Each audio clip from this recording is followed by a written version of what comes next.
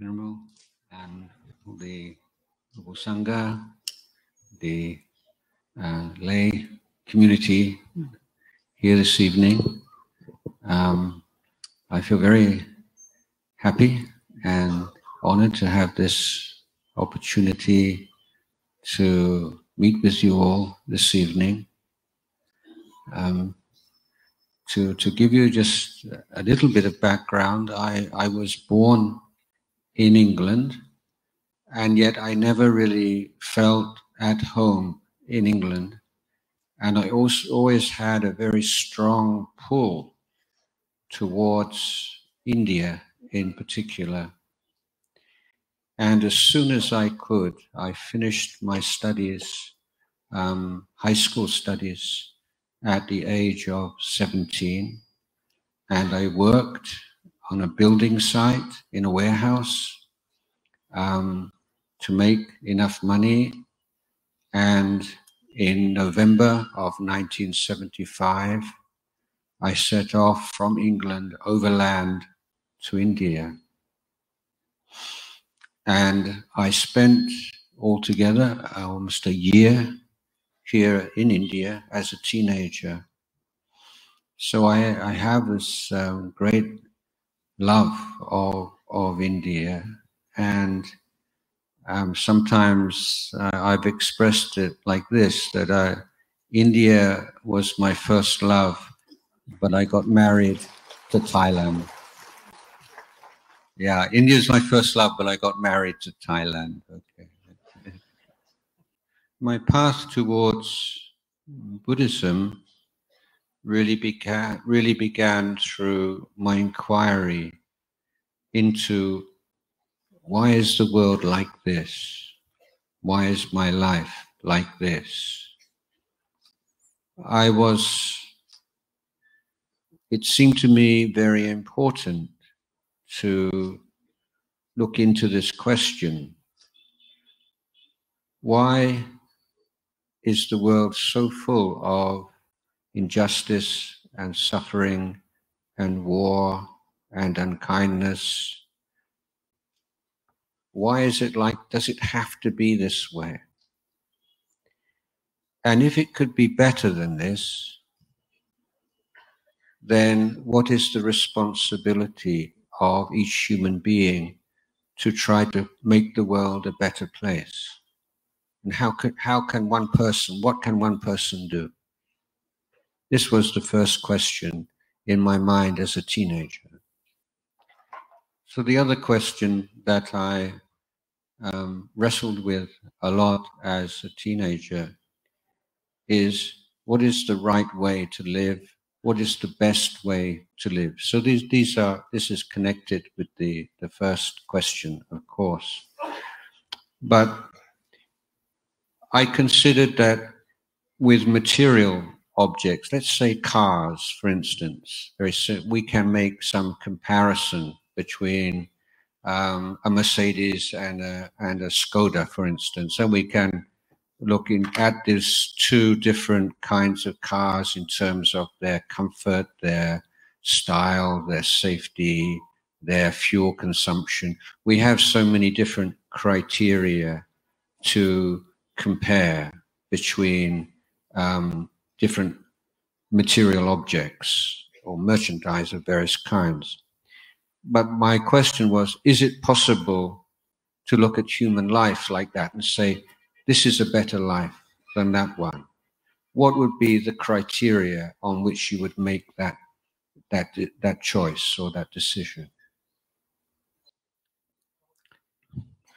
So my research was conducted through reading works of psychology and philosophy, and so many different books I read. And then fortunately, I came across a book on Buddhism, and it answered all of my questions. And to summarize most simply, the teaching or the understanding that I received from reading this book was that the underlying cause of suffering, whether it's in the individual or in the family or in the community or the society, or lies in the human mind. And as long as there is greed, hatred, delusion in the human mind, any external reforms or revolutions will only ever be superficial at best. That the effort to reduce and eliminate greed, hatred, and delusion, to cultivate wisdom, compassion, this is the best way to live your life as a human being, but also enables you to contribute to making the world a better place. So for me, studying and practicing the Dhamma and sharing my understanding with others at appropriate times seem to me this is the best possible way of living as a human being, and is playing one small part in trying to make the world a better place. It was only after I'd returned to England that I discovered that it was the monastic order, the Buddhist monastic order, was designed by the Lord Buddha exactly for people like me. And I thought, yes, this is what I want to do with my life. And so in late 1978, I flew to Thailand to offer myself as student of my teacher, the great master Ajahn. So when I arrived in Thailand, I could not speak the language at all, and my teacher did not speak English. When I arrived, there were monks from many different countries, and many of the local people would be very intrigued by this, and they couldn't understand how could he teach these people from, and most of us were quite educated people with university degrees. How could this monk who spent all his life in the forest, who only had 4 years of schooling, how could he teach these people in such a way that they were obviously very inspired and committed to Buddhist life?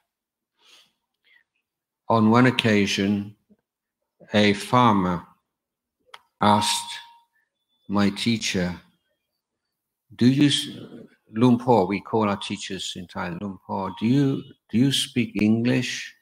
And he said, no. He said, do you speak German? He said, no. Do you speak Japanese? He said, no. And he said, all these languages.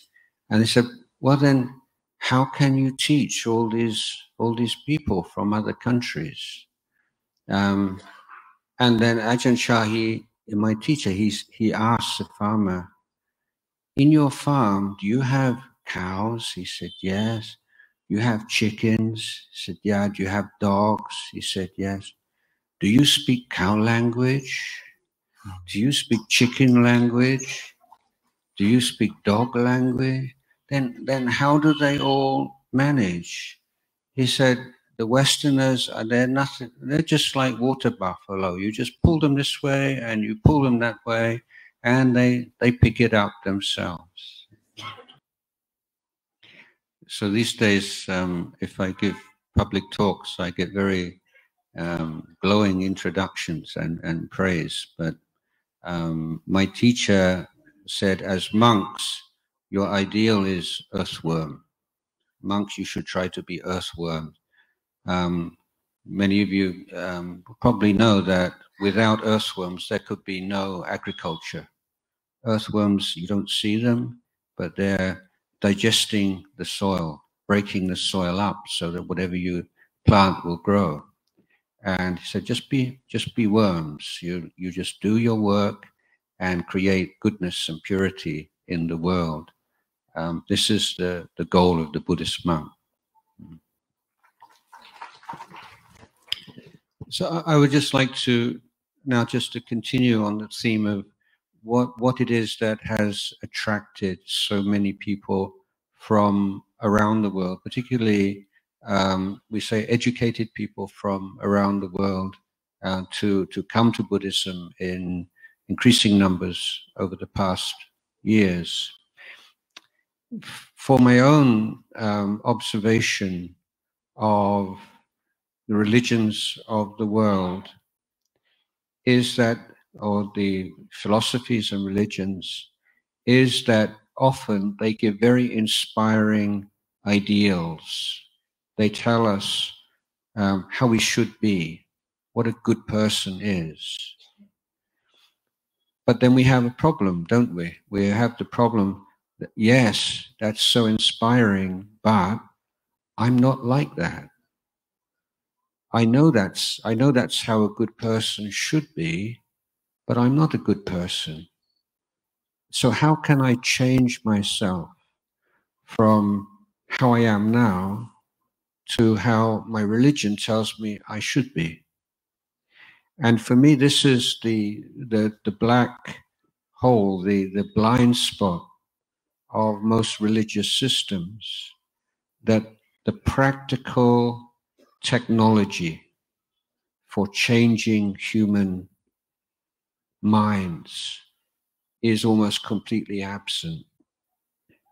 And this is what I and many other people have found and been so impressed with, that the Buddhist teachings is not only giving us a goal, but giving us very clear, precise, detailed instructions of how we work from where we are now towards that goal. So the technology that I'm referring to is, of course, the Eightfold Path. And the Eightfold Path can be summarized or can be telescoped into three kinds of training. So the training of our conduct, the way that we act, the way that we speak, with sila. Training of the heart, of the mind, as we call samadhi, and the training of panya. This threefold training is, to put it in another words, is a threefold education.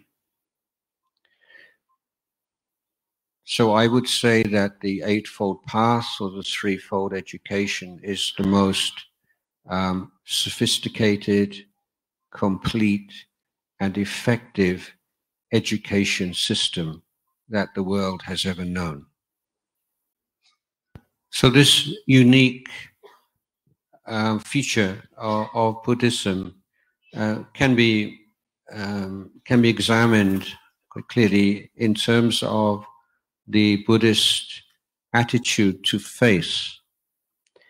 Now, in most religions, faith is so important that the word is used interchangeably with religion. So we will say this faith or this religion, they mean the same thing. But in Buddhism, faith is seen to be one tool that is used in this training or education.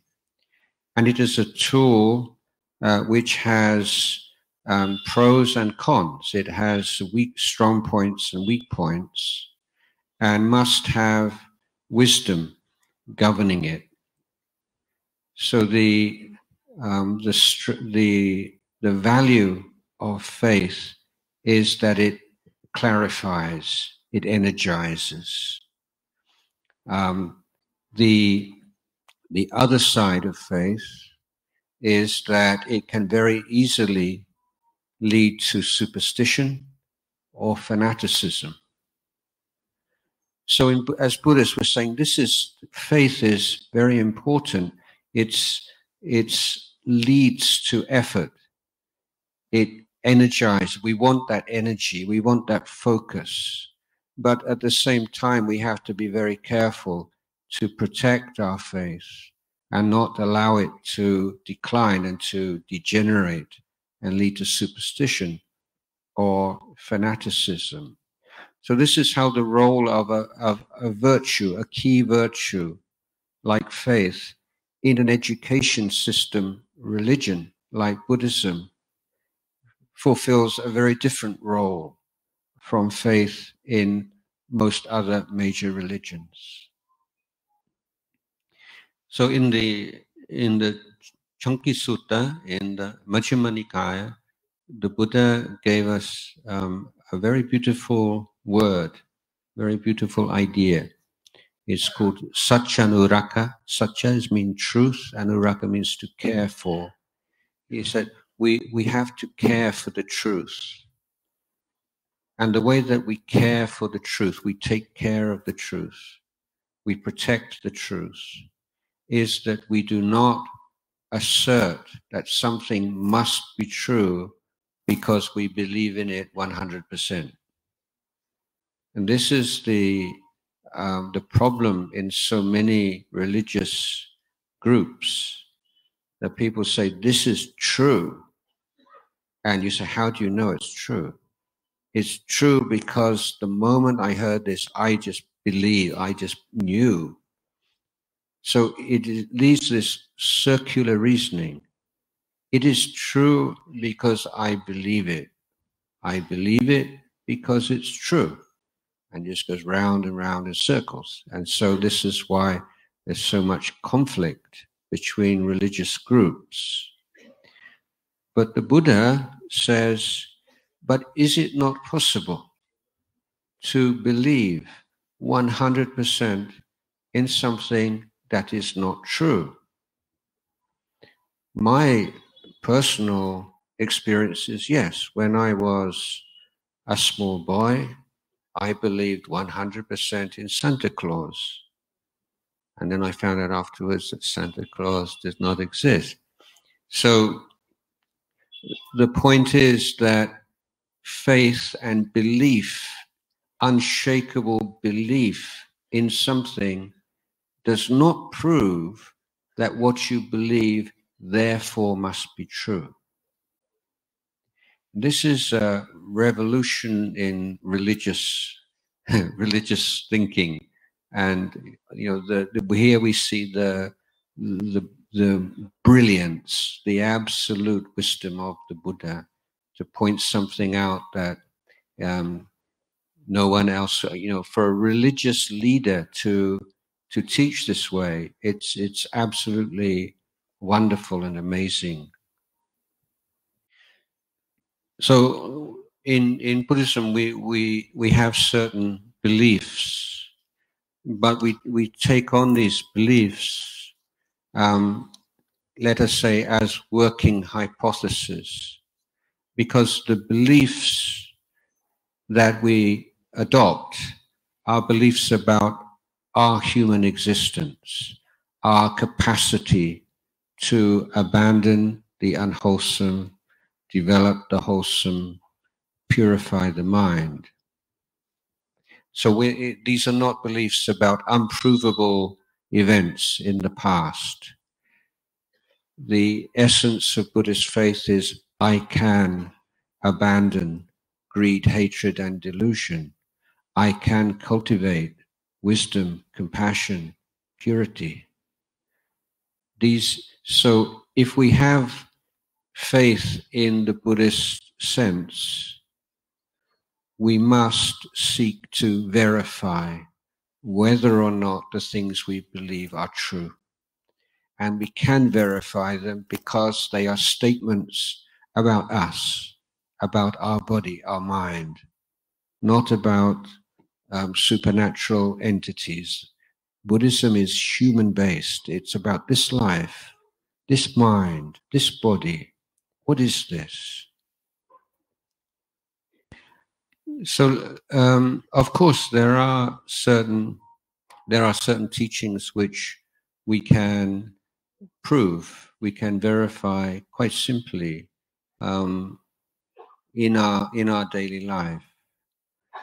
Let us take the teaching on precepts, and the Buddha says that we have a problem as human beings, don't we? We all have within us, as long as our mind's not yet been trained, we have greed and hatred and delusion, so many negative emotions.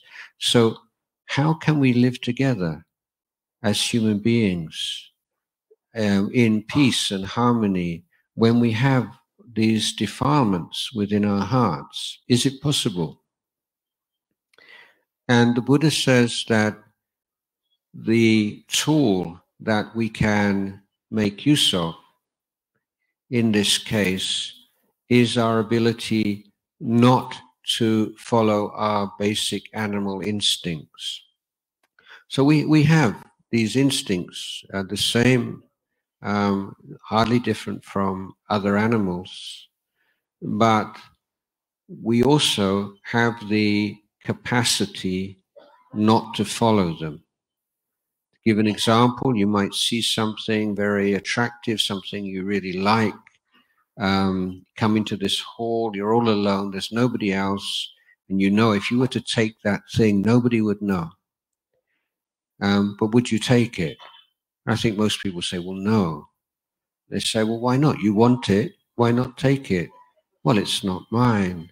That the owner would feel unhappy. I feel sorry for them. For example, so the point being that we can, so many times in our life where we have this animal, we want something or we don't want something, this instinct, and we don't necessarily follow it for some reason or other. So that is a capacity that we have, an observable capacity. This is not a belief. We can all see this. So the Buddha says, if we can cultivate that and make use of it in our life, we can live together in harmony, even if we still have a bad temper or we still have desires of various kinds. So when somebody takes the 5 precepts, as you did earlier on, you are making a promise to the people around you. And you're saying, I love you, but nevertheless, sometimes I get very angry with you. Sometimes maybe I even want to hit you or swear at you. This is just, this is me right now. I'm like this.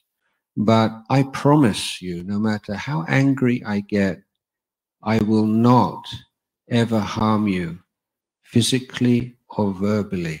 This is my promise to you. I have desires to get this and get that, but I promise I will not ever take anything that doesn't belong to me. You're married, you're in a stable relationship, then maybe sometimes you see somebody other than your spouse, you find them attractive. It's just normal, natural part of human life. But you say to your spouse, you say to your partner, even though sometimes I might feel sexual feelings for somebody else, I will never act upon them. I will never say a single word because of them. So with these, and with lying, you say sometimes, saying, I have the desire to lie, to protect my reputation. I feel if I tell the truth, maybe you won't like me, you won't love me, you won't respect me, but I won't tell you a lie under any circumstance. Sometimes maybe I don't tell you everything, but I won't tell you a lie. So these 4 promises that you make, these are the greatest gifts you can give to your family and the people around you. because you are giving the gift of safety. You know, if you're someone in your family says, I keep these precepts, you relax. And there is trust in the community. We create trust through precepts. And the Buddha calls the keeping the precepts Mahadana. It's the greatest dana because before anything else, we need to feel safe. If we can't feel safe in our families and in our communities, then no matter how many meditation retreats you go on and all the knowledge you have and about jhana and all this stuff, it won't really work because you haven't dealt with the ABC, the basics. You need to feel safe. You need to be able to be trusted and to trust the people around you. And this is provided by precepts. The fifth precept is the one by which we can make sure we can keep those first four promises. If you drink alcohol or you take drugs, then your sense of responsibility and your commitment to your promises cannot be upheld. So for those five, you make those five promises. So even as the inner work to let go of the defilement, to develop the wholesome quality, still a long way to go. On this external level, we can use the precepts as a tool to create healthy, nurturing, trusting, loving families and communities. So observe that this is not a moral system in which there is reward and punishment. There's no God or there's no Buddha is going to reward you when you keep precept, and no one is going to punish you when you don't. This is a training. This is an education of your conduct. This is a way of creating healthy and nurturing communities. It's part of the overall education system that the Buddha gave to us. But also, the keeping of the precepts is in itself a meditation practice. That is to say, it is the fundamental mindfulness practice in everyday life. You cannot be aware of your breath or of a mantra throughout your daily life, especially when you have to speak with other people, you're having meetings, or you're having a busy life. You can't keep your mind on one thing, but you need to be aware. So what are the foundations for awareness in daily life? Well, the most basic of them are the precepts. So let's say in a meeting of any kind, you have this fundamental mindfulness, I will not tell a lie. Even so there you're mindful. You're not mindful of your in-breath and your out-breath, but you're mindful that you're going to be truthful. You're not going to lie. And when the instinct to lie comes up, then you see it and you understand yourself. Why do you lie? Or you want someone to like you, or you're afraid of losing something or losing face or whatever it might be. So you can be purifying your mind through the recollection of this fourth precept. Another example, let's say a mosquito is going to bite you. So the habitual instinct is something painful and you just slap it. So it's a completely automatic, mindless reaction, and karma is created.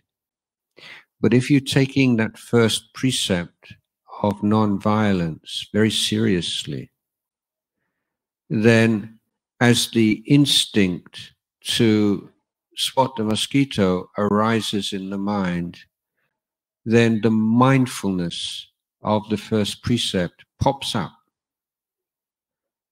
and you wake up. And when mindfulness arises, notice what comes with it. Your values come with it. Your aspirations come with it, because you wake up. You wake up from this automatic reaction to stimuli. And when you stop, is this right? Is it wrong? Is it appropriate? Inappropriate? So these considerations, moral, ethical considerations, arise with mindfulness of precepts as its condition. So morality in Buddhism is not a matter of, say, like a reward and punishment system to be a good person, but it is part of this overall education system. It's a training. It helps us to be more aware and awake in our daily life. So there are so many things that we could talk about, and I could talk all night. So I maybe just make a couple more points. One is that our ability to be mindful in daily life is conditioned by the formal meditation practice, and vice versa. The experience in the formal meditation practices of sitting and walking are very much affected by the quality of mindfulness in daily life. So they affect each other. It is very helpful to begin the day first thing in the morning with a meditation period. Many people, if they have to choose morning, evening, they will meditate before they go to bed. But it's very hard to really put much effort into meditation. It's more, inevitably becomes more of a relaxation technique. But if you, and then in the morning and you wake up, then last night's meditation was like a different chapter. You're on a new chapter now of your life, a new day. So it's very hard to trace the positive effects of meditation on your daily life if you only meditate at nighttime. Of course, it's good to meditate at nighttime, but very important first thing in the morning, because if you put your effort into meditation in the morning and you can observe that you feel more patient, more kind, more aware, so many positive effects that gradually occur. And when you see those, then that gives you the inspiration to keep practicing, because continuity is the key. When we first start to practice meditation, it's common to have some very powerful experiences, and then people feel that's what it should, that's what meditation should be, and they're trying just to get back, try to relive those peak experiences. But the actual practice of transformation for most people is a lot more subtle than that. And one great teacher has said that the practice of Dhamma, it's not like going out in the rain and you were on the road and almost immediately you realize that you're wet. He said it's much more like going out in the fog. And maybe it's only after you walked in the fog for quite some time and you come back home and you notice that your cloth is all, your clothes are all damp and wet. So it tends to be a very gradual thing. So if you're always looking for some special experience in meditation as a proof that now I'm getting somewhere, then it can be very frustrating. But if you observe this gradual improvement in the quality of your life and the quality of your mind, this is evidence of a more sustainable development. So to end this evening, I would just like to tell you a story from Thailand.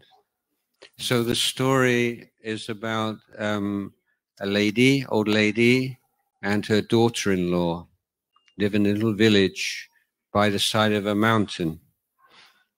And the mountain is forested, and when the rain comes, a lot of mushrooms, and the first mushrooms of the year, very delicious. And the two ladies, the rain has fallen at night, and so two ladies are going to go off and to gather mushrooms. But of course, they're not the only ones. All the ladies in the village have the same idea. And the young woman said she knows a place near the summit of the mountain where there are these really big mushrooms. It's really so big and so delicious. And she's determined that they're going to get these mushrooms. But as they climb up the mountain, the old lady stopping all the time, she sees some small mushroom and she puts into her bag. And the daughter-in-law getting very frustrated. Says, Mother, come on. Don't worry about the small ones. We're going to get up to get those really big ones. But the mother stops and eventually the young woman, she's just so impatient. She said, okay, Mom, I'm leaving you. I'm not going to get there in time. And she climbs up the mountain and the rain comes down a bit, and she gets up to the top of the mountain. Of course, there are other young women with the same idea, and there's no mushrooms left. And so she walks home, climbs down the mountain, and she's so tired and cold. And then as she's approaching the house, there's this lovely smell coming from the house. She says, Mother, what's that you're cooking? And the mother says, Daughter, come in. I've made little mushroom soup. So this story is, you just want the big one and the best one and the super one, and you don't want the little one. But if you just accumulate the little goodnesses, the little virtues, little bit, maybe you have very beautiful, very delicious soup. You want just the special experience, and then maybe you're frustrated like the young woman. So I wish you all to have very delicious little mushroom soup. And if you can have the big mushroom, that's good too. Considering the, I think, time constraints, only one questions will be allowed, and then we will conclude the session. Venerable Bhante, he want to know, before this Buddha's birth, does past Buddhas were there, whether their birth was there? Is it true? Or? Well, I can't remember personally before my time, but let me just speak about this more broadly. So there is a famous teaching in which the Buddha picked up some leaves in his hand, and he said, "Which are the leaves in my hand or the leaves in the forest?" And the Buddha, and of course the Savaka, they said, well, the leaves in the forest. I think they probably relieved quite an easy question today. They said, yeah, there's more leaves in the forest than the leaves in the Buddha's hand. So the Buddha says all the things that the Buddha knows are like so many, like all the leaves in the forest. but the things that the Buddha thinks are useful for you to know or helpful are like the leaves in his hand. He only teaches the truths that are beneficial. Now, so what are those leaves? And this is essentially the sutta and the vinaya. These are the leaves that the Buddha taught. Now, in the sutta, there are so many references to past lives, into rebirth. It's not possible to argue for any analysis of this sutta. It's not possible to argue, I think, that rebirth is not a key teaching of the Buddha, and it is also one of the leaves. It means that of all the things he knew, he felt that we should know something about, we should listen and approach this idea of rebirth. Now, so this includes a question of past Buddhas. It's a broader answer. So what is our attitude to something like this? Well, we care for the truth. We say we don't know. Were there past Buddhas? We don't know. Will there be future Buddhas? We don't know. We have past lives? We don't know. But we can have some faith or some trust. What I mean by trust is that there are so many of the teaching of the Buddha which we can prove in our daily life.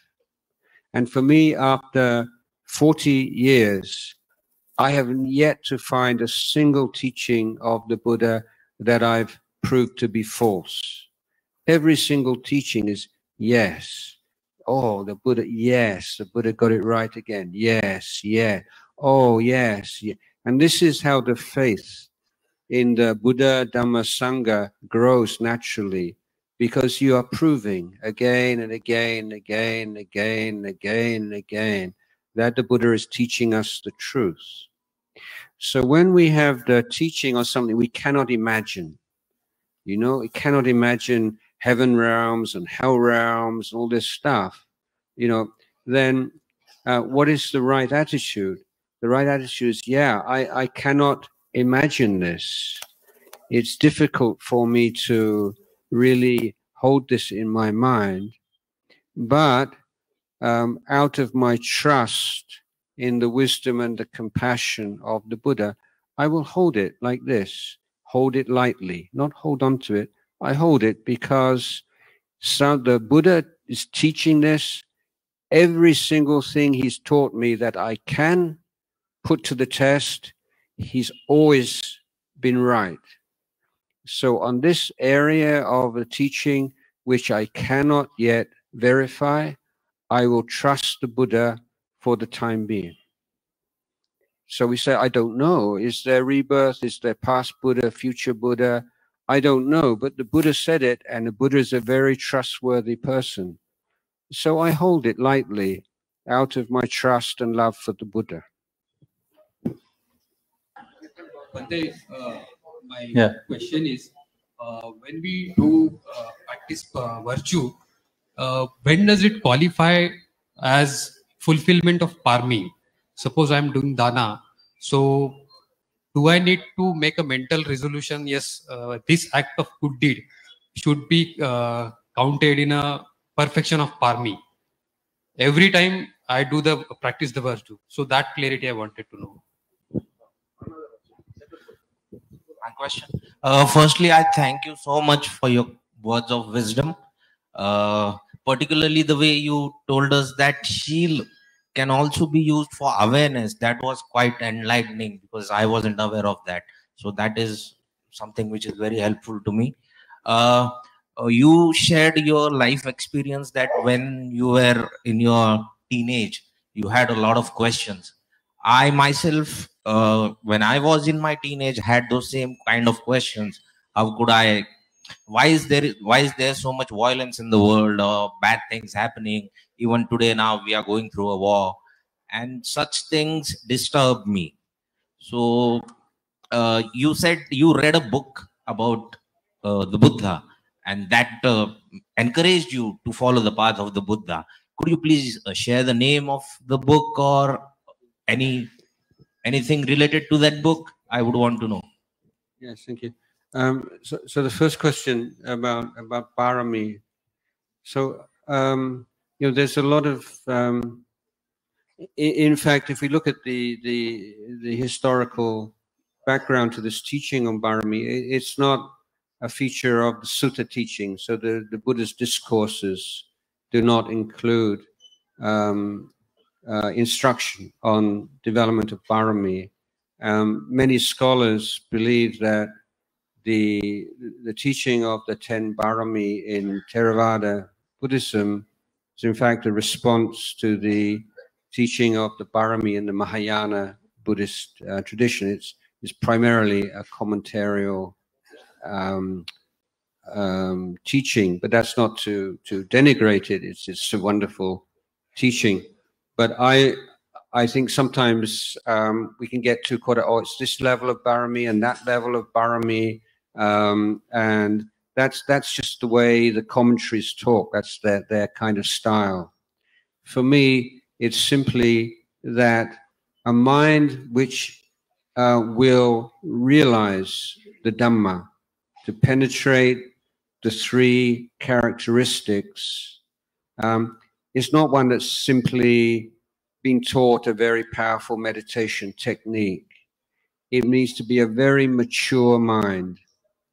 And the Bharamis are the 10 factors which bring the mind to a maturity in which it can realize the profound meaning of the Buddha's teachings. So I don't encourage too much technical categorization of the Bharami. Just developing a generous heart is basically what it is, and being as generous as you can, and seeing how that just matures the mind. There's nothing can be so kind of miserable and constricted and sad as some get away. This is mine, this don't come close. So the Bharami of Dana is intended to reduce and eliminate selfishness and stinginess, and that's an essential factor of the path leading to the emotional maturity that will allow you to make most use of the wisdom teachings. Okay, so as regards the second question, yes, the book. I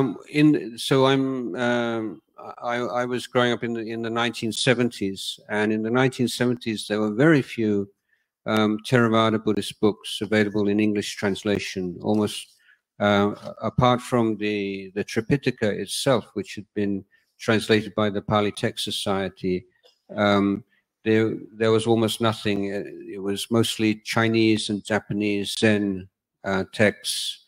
And the book that I read was called The Way of Zen by a writer called Alan Watts, and a very articulate and very impressive, inspiring presentation of the basic teachings of the Buddha.